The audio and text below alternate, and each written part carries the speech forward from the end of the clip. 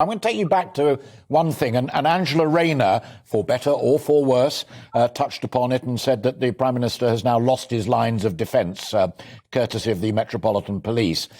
And one of the longer-running problems that this Prime Minister does have to address is his relationship with the truth and with candour and telling it like it is. And in your area of expertise, an oven-ready Brexit, ready to go, the economy will be brilliant. Messages from the Overseas Trade Department saying they're still trying to put together a trade deal with the Americans, which will involve cutting deals with individual states rather than a clear-cut singular deal.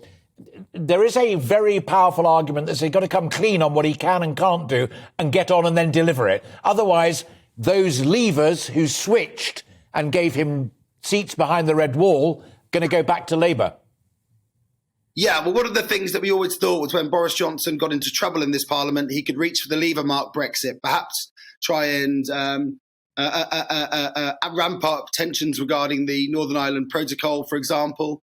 Well, while Ukraine has given Boris Johnson some political safety in terms of this partygate scandal, it's also made it a lot more difficult to try and ramp up any tensions between the UK and the European Union to try and resolve, as you might see it, this Northern Ireland Protocol issue. So the issue of Brexit is a lot more difficult to play for Boris Johnson now. And that was something that he might have thought that he could reach for in the wake of the partygate scandal. And for example, you saw there was one of these sort of, I said, storm in a teacup things a couple of weeks ago where he compared Brexit to the struggle in the Ukraine.